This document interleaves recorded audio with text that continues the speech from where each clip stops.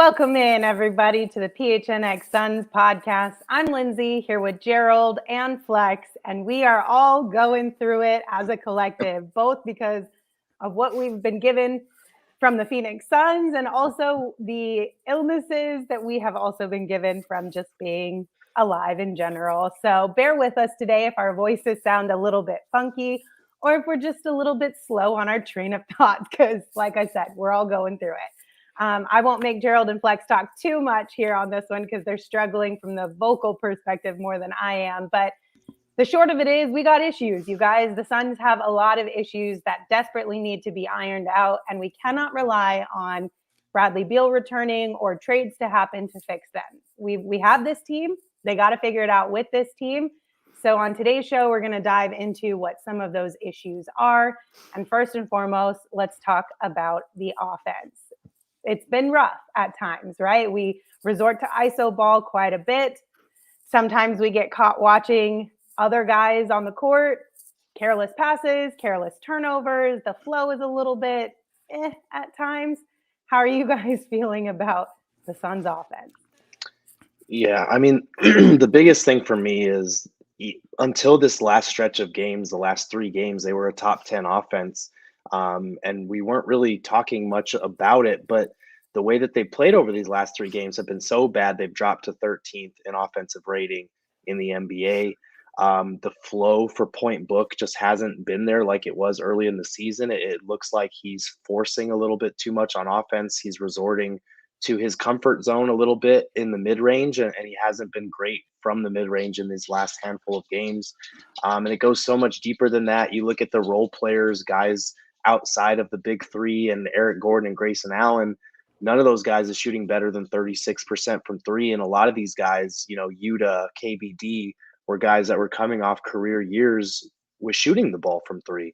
We were hoping that these would be guys that could be two-way players. And unfortunately, it looks like for Frank Vogel's rotations, a lot of these guys are either offense heavy or defense heavy, and there's very little in between. I think that's why we're kind of seeing Nasir Little and Chimezi Metu get more minutes, is because they're the closest thing this team has to two-way players right now. So offensively, it just kind of feels like we saw it in the first quarter last night against Portland. That first quarter, the ball was moving. They were playing with pace. They were getting a lot of shots up. It was equal opportunity for everybody on offense, being led by the star players. And once those shots start falling or the other team starts making shots, it feels like they kind of just abandon that and they go into ISO heavy basketball with Book or KD. And I think in the playoffs, that can be a blessing to have guys that can do that. But in the regular season, you need to keep everybody involved. And it feels like too often the role guys are just kind of standing around waiting to see if the ball is going to come to them. And then in the fourth quarters, when they need guys to make shots, they're only getting like 1 or 2 shots in those quarters. That's a very small sample size, and it's a make or miss league. So you're not giving them a lot of opportunity to get in a rhythm there. And I think it's the reason why they're 29th in net rating in the fourth quarters. I think that offensive flow has been a big issue, and it's something that they're going to have to find a way around, because when it works, we saw last night, it really works, but they just don't stick with it for long enough or execute long enough to make it a consistent thing. Yeah, I'm gonna jump right on top of that, G, and I'm gonna talk about offensive awareness. Like, this is something that really bothered me yesterday. And we constantly talk about the big 3 and them needing help. But in that first half yesterday, you started the first quarter, you were up 36-20. The ball was moving around. The second quarter, you end the half, you're up 61-49. The ball's moving around. You had a 16-point lead followed by a 12-point lead going into the locker room. This is where the game shifted, and this is on Book and KD. I'm going to give you a quick rundown because I know I don't want to be long-winded here, but here's the quick rundown of a 5-minute and 54-second stretch that absolutely blew this game for the Phoenix Suns, and its offensive awareness from your 2 best players. Okay, the Suns come out the locker room, the 11:24 mark, Booker missed jump shot. The 11:03 mark, KD missed jump shot. The 10:08 mark, KD missed jump shot. The 10:02 mark, Book missed jump shot. 9:34 mark, Book missed jump shot. 9:04 mark, KD missed jump shot. Frank calls a timeout and says, guys, we were just up 16-12. Now it's 5. Get your heads out your asses. Start moving the ball. Stop playing hero ball. And let's get back to what gave us the 16-point lead. Here's what happens out of that timeout. 8:33 mark, Nurk turnover. 8:04 mark, KD turnover. 7-minute mark, KD turnover. 6:19 mark, KD turnover. Miss that one last shot by KD, another miss at the 6:19 mark, rebound. 6:06 mark, Malcolm Brogdon hits a 3-pointer. Guess what? We're down 68-67. 5 minutes and 54 seconds of absolute trash. That's the ball game. And that's offensive awareness. That's awareness, understanding time, situation, what's going on, rhythm, and saying, hey, we just can't continue to have these leads and blow them. And we did that 3 times versus the Knicks. We had 10-point leads in the third quarter, 3 times versus the Knicks. And we saw the same pattern. And so now this is starting to become a problem. We got to figure it out. Yeah. And to listen, I'll be completely honest with you guys. I went to bed last night after the first quarter. So I did not watch this entire game. When I woke up this morning and I saw that the Suns had lost, I was completely shocked. That's for certain. So I can't speak to last night's turnover specifically, but that is another area of emphasis that we've talked a lot about over this season. The careless turnovers from guys who historically probably haven't turned the ball over as much as it feels like they have this season. And a lot of them have been self-inflicted turnovers, which again kind of leads to this idea of at what point is this becoming a habit? And how do we break this habit if it's already been formed as one? Because those are things that inevitably will hurt us in the long run. It's basically free money for the other team, right? Like we don't need to be helping them any more than we already are with the struggles that we're going through. So the taking care of the ball and not having these careless type of turnovers is going to be an important one to clean up for the Suns. And in my opinion, that one's probably one of the easier ones to clean up because a lot of the times it's being overly predictable or getting yourself in a sticky situation because you're not moving the ball correctly, or you're resorting to waiting until Book gets doubled. And then all of a sudden it's like, oh, wait, let me go help him real quick. And you're 5 seconds too late. So the turnovers have been huge for the Suns. And that's something we've seen is even when they've cut down on the turnovers, it feels like they've been making timely ones at bad opportunities. Like Flex just laid out that whole sequence. They were getting shots, called a timeout to resettle things, try to get something good on offense, and then turned it over on 3 of the next 4 possessions. Like those are timely moments in the game that you can't afford, especially against inferior competition when that competition is playing at home. Like they gave them confidence. And from there, they stormed their way back into the game, took the lead, and the Suns were down by 11 until that last minute run at the end there to make it at least look like it was close.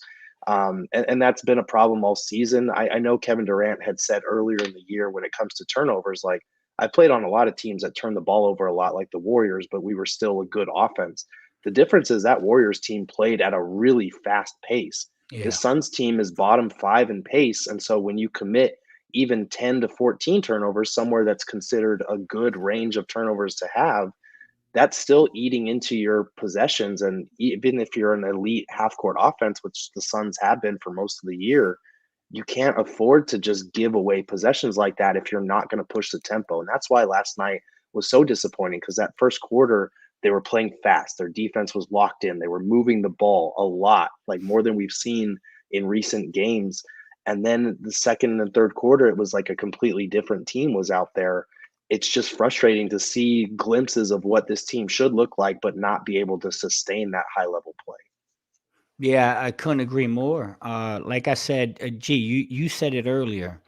It's hard for these role players to kind of go on, off the whole game. Like you'll have a 5-minute stretch with the ball zipping and people are shooting and they're engaged. And that, and Lindsay, that transitions over to the defensive side. When you're feeling good and you're getting rhythm and you're getting shots on the offensive end, it transfers over to the defensive end. And then you have these 6, 7, 8-minute stretches, man, where they just don't see the ball. And then late in the game, you wonder why the Suns had 14 bench points. And it's like, well, damn, like now go back to the game before. The bench saved us. We had 35 points against Washington off the bench, right? That bench saved us that night. People were pointing out that the bench only had 14 and KD and Book need help. They do. KD and Book do need help, but KD and Book need to help themselves by getting some of these guys involved and getting them going early and keeping them going so that later on in the game you can take advantage of it. These are all fixable things, guys. There's nothing I've seen on tape that is not fixable, but I'm tired of saying, let's fix, like, it's time to fix it. It's time to fix it. Okay, last thing when it comes to this topic, I want to talk about the pace. Obviously, the Suns are in the bottom half of the league when it comes to playing with pace. Darkness brought up a couple things. They said they slowed it down, cut down the turnovers, but it didn't really seem to help. And then they also pointed out that they feel like playing a slower pace isn't really helping our role players as well. What do you guys think about the pace in which the Suns play so far?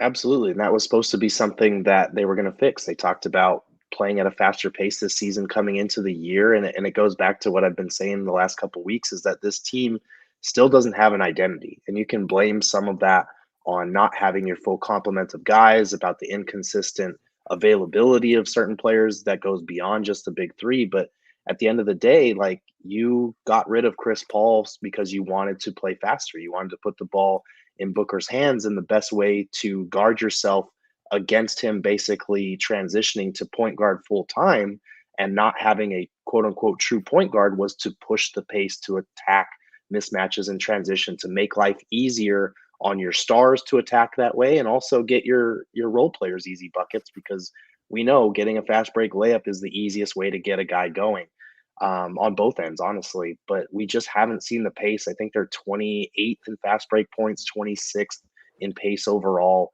It just hasn't clicked. And part of it is because you need to get stops to get out and run.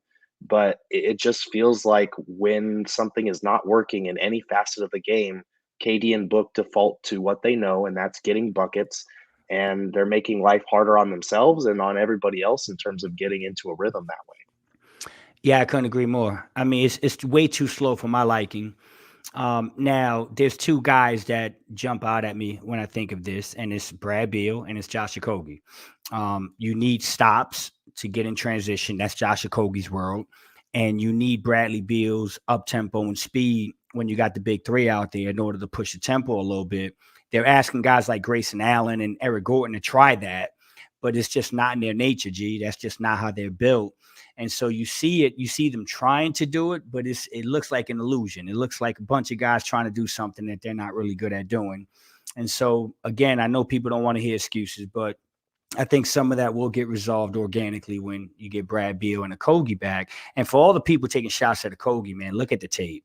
Okay, he maybe doesn't do things offensively that you love, but I'd be damned if he's not so super valuable on the defensive end, point of attack. So we'll talk about that, though. Yeah, absolutely. That's coming up in our next segment. But of course, we'll get our next look at the Phoenix Suns on Friday as they take on the Kings, and you can watch that game on Arizona's Family Sports. All you need to catch the game is an antenna. And wherever you live in Arizona, you can visit azfamily.com and click Suns Games for listing information for your area. AZ Family is a great resource to help you find Phoenix Suns games on Arizona's Family Sports. And if you're feeling a little under the weather and maybe you just need help getting a really good night's sleep, might I recommend our friends over at OG's and their Sleepy Time Gummy, more specifically. But OG's has something for everybody, no matter what flavor you're looking for or style you're looking for.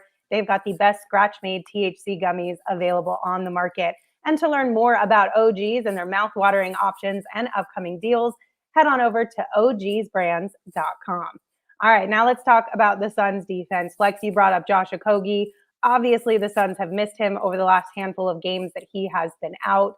Gerald, I'm not sure if there's been any updates on him. I know he's been dealing with that hip injury, but listen, you started off on the show, Gerald, talking about how a lot of the guys on this team are one-sided players. Like Josh Okogie fits right into that, being that he's more of a defensive player than he is an offensive player. And while I understand that offensively he can be a liability out there, people are leaving him open, our opponents are, we do need his defense, because we've seen that without him, this team gets beat a lot. Like, they're not able to stay on their man, and then that puts extra pressure on Nurk or whoever is down low, and then it turns into just a cluster, and it doesn't end well typically in our favor.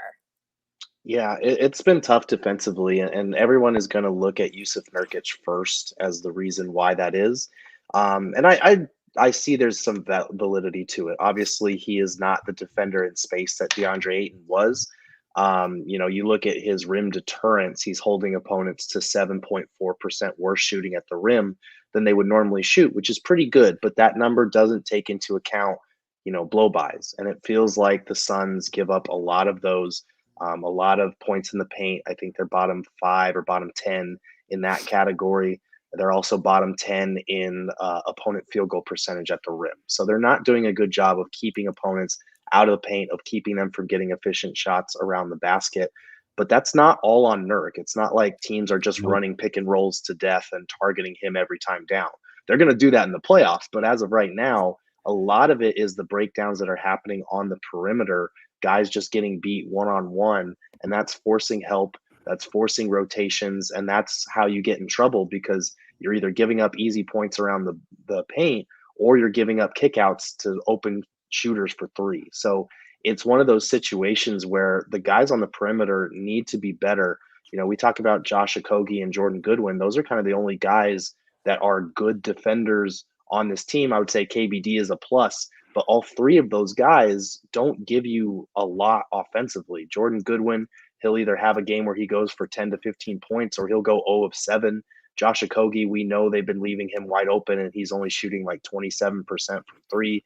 Jordan Goodwin's only at like 30%, and KBD is at 25%. This is a guy that shot nearly 40% last year, and we were wondering, would the three-point shooting hold up? So far, he hasn't really played enough to get in a rhythm, and the answer is no. So you have your three best defenders that you can't really trust to stay on the floor offensively. That's a big problem, because the rest of the guys just have to be better. They have to care more about keeping the ball in front of them. And again, that's why last night was so disappointing, because the first quarter, they were locked in. They were turning over this young Blazers team 10 times in the first quarter.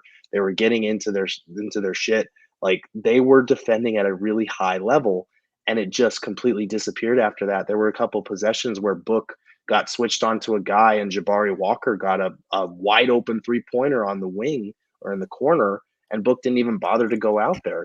Like, Book talks a lot about how he respects everybody in this league, but you can't give anybody in this NBA wide open threes and expect them to miss, even with the Blazers being a bad three-point shooting team. So it's one of those things where defensively they have to be better at the point of attack. Their wing rotation is kind of in shambles right now, looking for any semblance of continuity and consistency. And I think that's hurting the defense. At a certain point, Frank Vogel just has to pick a rotation and stick with it, just so these guys can try to learn how to play together on a string.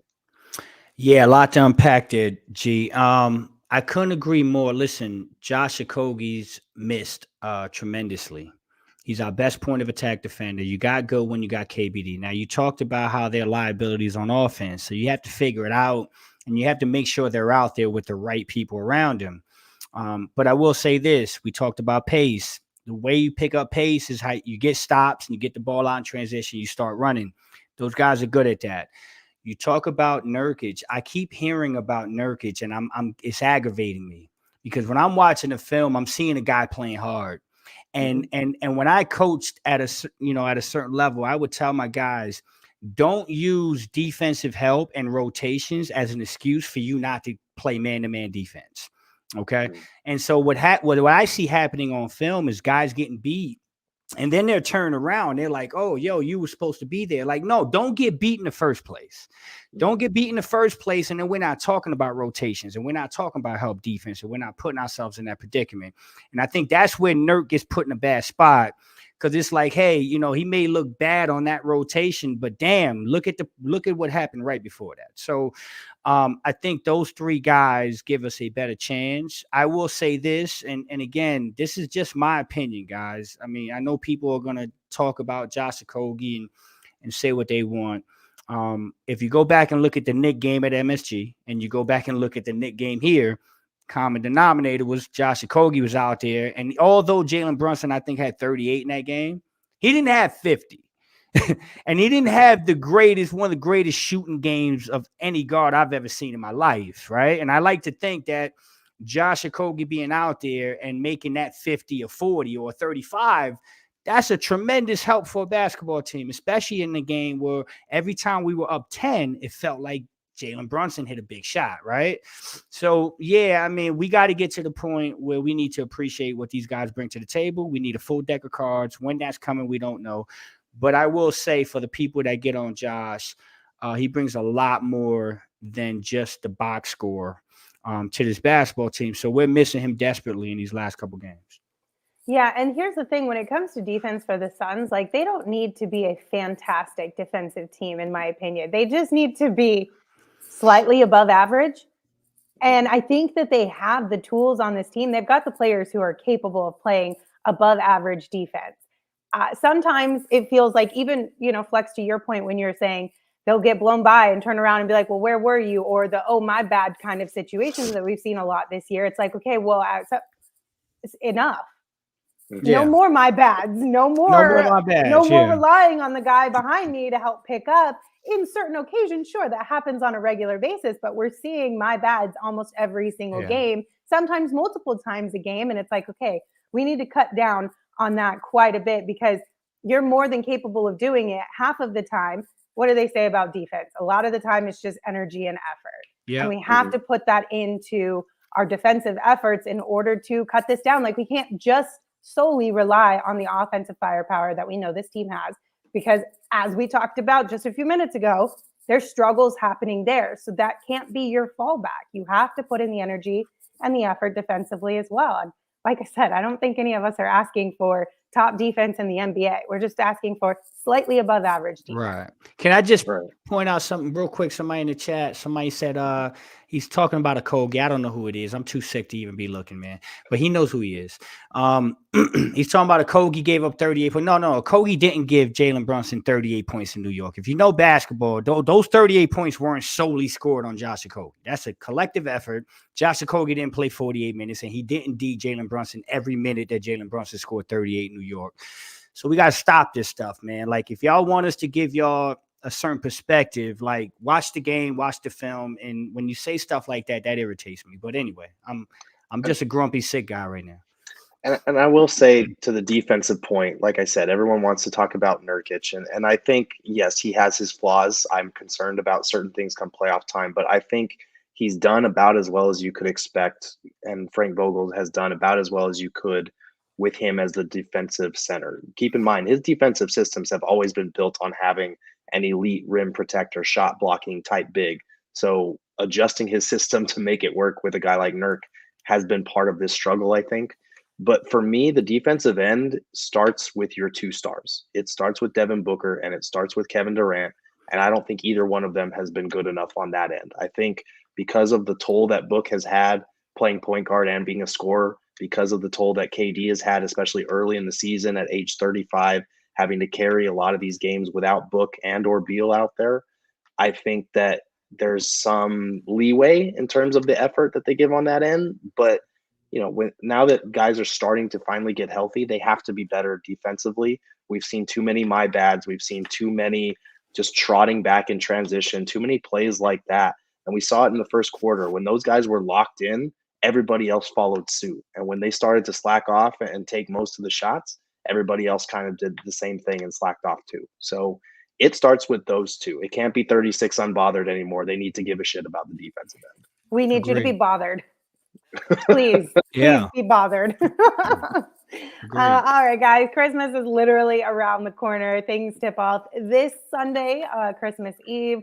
If you're still looking for last-minute gifts, you can always rely on our friends at Arizona Lottery. Scratchers start at just $1, and you can win up to $500,000 in prizes. So go out and buy your holiday scratchers today. You can find a retailer like our friends at Circle K near you at ArizonaLottery.com, but you must be 21 or older to play. And also, if you are not really looking to give, certain types of gifts, you just want to gift the household something nice as a whole, Empire Today is your place to go for new flooring. With Empire Today, you get shop at home convenience, the right product for your needs, quick and professional installation. And the floor visualizer is Chef's Kiss. You can check it out at empiretoday.com/PHNX, so you can see exactly what a brand new floor would look like in your very own space. So schedule a free in-home estimate today, and everyone can receive a $350 off discount when you use the promo code PHNX. Restrictions apply. See empiretoday.com/PHNX for details. All right, guys. One of the last areas, I suppose, if you wanted to, that we're going to talk about is just kind of the heart and hustle of this team. I think from a fan perspective, that's been one of the things that I've seen a lot of people point out, that when we're watching games, it just doesn't feel like there's as much heart and hustle put into these games as we have seen in the past. Now, I'm going to obviously disclaimer this with the idea and the notion that we all know that these players want to win games. We all know that they are doing what they can to win games, but it doesn't feel like that always to those of us who are watching. And I think that's another area that could be of concern. I mean, we've seen it. We've talked about the body language and just kind of feeling like hanging of heads when shots aren't falling. Like, that's something that I think would be nice to see the Suns sort of turn around. I think if they're having a little more fun, it'll be a little bit easier to trudge through the trenches of these dark times of Suns basketball. Yeah, I don't normally like to play body language doctor, but it does look, I think that's why it stood out to me, is because I am noticing this, and I normally don't, try to read too much into that sort of thing. It does feel like at times there's just a collective frustration with how games are going. Like we saw it last night in the Blazers third quarter when they were going on a run, they called the timeout. It's just not the same. And I know that there's a lot of people that want to talk about, this team doesn't spark joy anymore like it used to with Mikal and Cam and all the bench celebrations and all that. And I think we maybe took for granted or didn't realize in the moment how important that type of chemistry and camaraderie can be, because this is an all new group of guys. They don't know each other like those teams did. And it's easier to build that camaraderie and chemistry when you're winning as opposed to when you're losing. So I think we're seeing that in full effect here so far. It's not to say these guys don't like playing with each other, that they don't like each other, that they're not going to figure it out. But as of right now, there's just a complete lack of joy in watching this team play. And I think for them, there's a lack of joy in playing the game itself. Like, this is supposed to be fun. It hasn't looked fun. They've had to scratch and claw for everything against a 4-win Wizards team, and they lost to a 6-win Blazers team. Like, they have a lot of things to figure out. It feels like they have some demons to exercise as a group.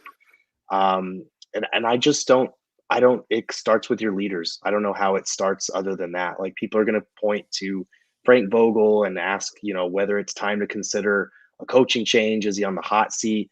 And like, to a certain extent, this team should be better as long as it has Devin Booker and Kevin Durant out there. It shouldn't be losing to the Blazers or struggling to beat the Wizards. So there is some blame on Vogel's plate as well. But it just feels like collectively this group is not on the same page, and they need to figure it out, because adding Bradley Beal to the equation isn't going to change things. The way that they've responded to this early season adversity is worrying to me, because it doesn't scream championship medal to me at all. It feels like a group that when their back is against it has kind of wilted each time, and they're going to have to find a way through it. I know that this 3-game stretch has only been 3 games, but they've lost 7 of their last 10. So it's been going on for a while, and it's something they need to find a way through fast. Yeah, I'm a big body language guy. We talked about it in studio during the Washington game. You could just see that there's something wrong. Now, from my perspective as a player, as a coach, I will say this: everyone, that's an everyone problem when you have that type of issue. It's not just the players or the coaches; it's everyone. The coach has to have the temperature of the room. And the coach has to do a better job of understanding before it snowballs into something even crazier that there's a problem. So I want to say that the coaches have to at some point do a better job of that. And then the players have to respond to that. The players have to understand, hey, man, this is just something not right. Now, I go back to the Chris Paul, Mikal Book 2021 team. That team started the year 8-8. And there was some things during that first 16 games that made you feel, but the one thing that they had that year was health. They were able to continuously play with the same guys in the same rotations with the same message, and eventually they got it worked out. Unfortunately, this team has been a roller coaster with injuries, and so not an excuse. Like you said, I don't think Brad Beal fixes everything. But at some point, I think what's happening with this basketball team psychologically, Gerald and Lindsay, is they're fiberglass. They're like fabric. They're like, yo, what are we doing? Like every time we think we got some momentum, something else goes wrong. And that psychologically beats you up. And I look at Kevin and Devin, they have to be better, but I can see the frustration in them too. And so there's no magic pill that's going to fix this. There's no magical trade that's going to fix this. I'm reading the chats and I'm seeing people saying, do this, do that. Understand they're handcuffed. They don't have many options. There's going to be very little with what they can do. So it's safe to say that when this team is healthy, aside from a couple little adjustments, this is who you got. So you got to do a better job of just galvanizing that group and getting them to figure out what they need to do, as opposed to trying to point the finger and say, oh, well, this guy's better. You know what I mean? Yeah. And I think in these times, like trying times like the Suns are going through right now, it can go one of two ways. You can either come together as a group and really trust one another and go together, or you can all take like an individual perspective on things where I think Priscilla brought it up in the chat. Like you could be playing for your own next contract at that point, or to get your own numbers or your own whatever, this, that, or the other. It could go one of two ways. And if it goes the individualistic route, we're in big, big trouble. But if they come together, they put their head down, they make sure they're there for one another, then I think they have a shot at turning things around. And it's only going to get harder from here because, listen, we saw it. They had one of the easier schedules to start the season, but now we're turning the corner to where we're going into one of the tougher stretches of the season. Like we have, I believe, isn't it the hardest remaining schedule? It's the toughest, yeah. But you know, Lindsay, I will say this, that's a little bit misguided. I mean, it's just way too early in the year. I mean, yeah, and it's like, you know, you can lean into it or you can buy into it however much you want to, but regardless, the fact of the matter is there are going to be some tougher opponents around the corner for the Suns, and they have to make the concerted effort now to tackle it as a group and to not let all of the issues or the struggles with injuries or whatever really beat them down, but bring them together. And that's going to be, in my opinion, one of the biggest difference makers for this group is how they react to all of this in the next couple of weeks. Absolutely. Yeah. All right. Go ahead. I'm sorry. No, you're good. Go ahead. No, I just want to say, like, this is tough, and I understand why people are frustrated, and it's okay to be frustrated and upset and not feel good about this. That's cool. But I still believe in this basketball team. I really do. I just, there's something about this team that just isn't right, and I think these things are correctable.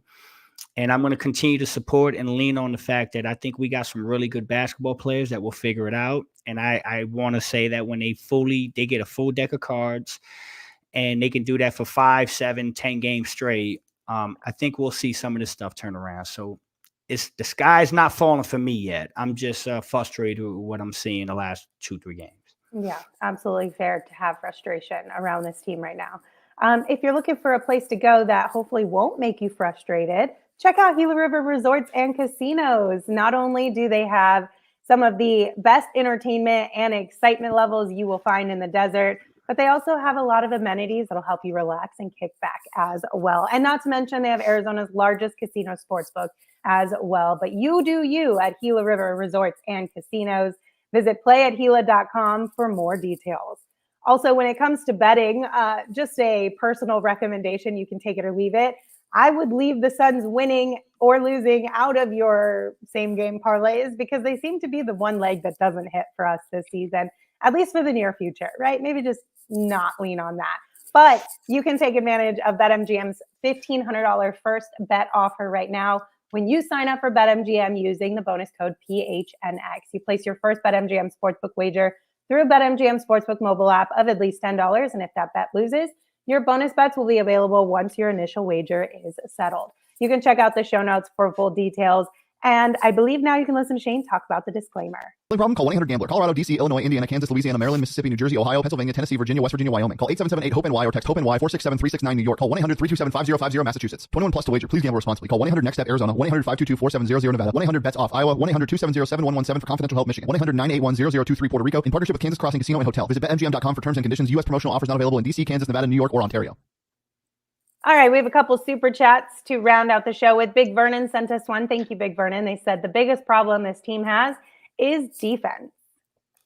Would you say that's problem number one, or is it kind of just a culmination of a bunch of things?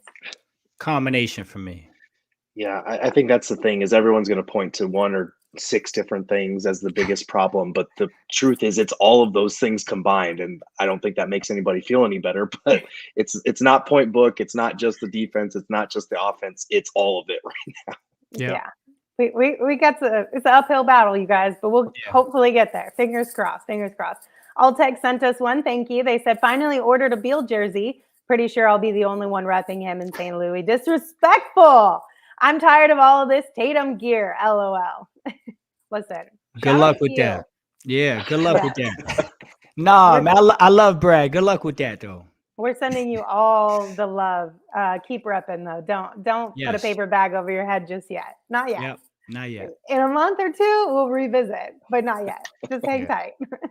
All right, guys. Any final thoughts? I know this is a little bit of a shorter show today, guys, but like I said off the top, we are going through it in multiple ways over here at PHNX. Any final thoughts before we say goodbye? My one thing, because I see people playing revisionist historian on Twitter as far as we shouldn't have traded for KD. We shouldn't have traded for Brad Beal. We shouldn't have traded, DA away. A couple of reminders. They got Brad Beal for an aging Chris Paul, who the complaint against him was that he couldn't stay healthy, and Landry Shamet and a couple of picks. The situation with DA was untenable. So as much as we're going to complain about Nurkic's defense, bringing him back wasn't an option. We saw our peak with him last year. Defensively, he regressed. He regressed in a lot of categories. So that was a no-go. And the Kevin Durant thing, if you can watch him play and see the numbers he's putting up and still think that trading for him was a mistake, I don't know what to tell you. I think it's the fact that the worst possible outcome in all of these scenarios has come to fruition. Bradley Beal getting injured, the supporting cast not living up to expectations, the coaching thing not falling in line, point book not working out the way it was earlier in the season. It's all of those things combining at once, and I don't think anyone saw that coming. So if we were going to sit there and praise Matt Ishbia for going all in and bringing these superstars here and this big three era, we knew that this was a possibility. I don't think we knew it was a possibility that all these things would happen at once, but here it is. And now we need to move past the adversity and see what they can do with the rest of the season. And that's kind of where we're at. Yeah, I'll leave it kind of piggybacking off of you. I'm a blessing in disguise guy. I'm a guy that wants to see the whole thing play out. I'm not a guy that looks at the movie for 20 minutes and says it sucks and just walks out the theater. I want to see the whole thing because it might end great. And so the Suns have been hit with every possible issue that you can imagine through this 25 games or whatever it's been. And my silver lining is they're dealing with it right now. Had all this happened at the end of the year, that would be catastrophic. But the fact that it's happening now and there's still plenty of time to fix it gives me a little bit of encouragement. So don't just bail on this team. Let's watch the whole movie. Lindsay, you said this the other day. Let's watch the whole damn movie. I did. And at the end, stand on whatever you're going to stand on. I'm going to stand on, I think this team's going to turn it around and give themselves and put themselves in position to do something really good at the end of the year. I'm going to stand on that. And if I'm wrong, I'm wrong. But don't give up, guys. Don't have selective amnesia. Let it play out. Yeah, we know it's an uphill battle right now with where the Suns are sitting, but it's not the end of the road. There's still time to turn things around and potentially have a lot of fun watching Suns basketball. So hang tight, guys. I know sometimes you might need a break, and I think that's okay. I totally get it. I think maybe all of our bodies were collectively hey, maybe you can sit this one out when it comes to the Portland game because we already know it's not going to be great for you. But listen, there's a lot of basketball left to be played. We'll figure it out. My final thing is just for everybody who is screaming at the rooftops about Ricky Rubio and the news that popped off about that today, I wouldn't get your hopes up. Ricky Rubio came out and said he's dealing with a lot of things that are heavy on his shoulder and mentals. So I don't anticipate that being an option. As much as I would love to have Ricky Rubio on this squad again, I wouldn't hold your breath on that one, unfortunately. But tomorrow, Gerald will have an article at gophnx.com with some potential moves that the Suns maybe could look at making. And maybe we'll do a special Thursday episode of Trade Machine Tuesday for you guys. I don't know. You're just going to have to come back to find out. But you can for sure read that article tomorrow at gophnx.com. All right, guys. Thank you all for joining us. Again, I know it was a short one today, but like I said, we're going through it. We appreciate you all being here with us. If you're watching on YouTube, hit that thumbs up button. If you're listening wherever you get your podcast, rate, review, subscribe. It helps us out a lot, and we really appreciate it. And we appreciate you. We'll see you tomorrow. We'll be back at 3 p.m. with another show for you guys. And until then, you can give the show a follow on social at PHNX_Suns. You can follow me at Lindsay Smith AZ. You can follow Gerald at Gerald Bourget. And you can follow Flex at Flex from Jersey. Anybody want to take us home? Yeah. Go ahead, G. Before you go, we're all going to be probable on the injury report tomorrow. Go ahead, G. Wash your hands and blow your nose. Oi, oi. We all silly like the mayor.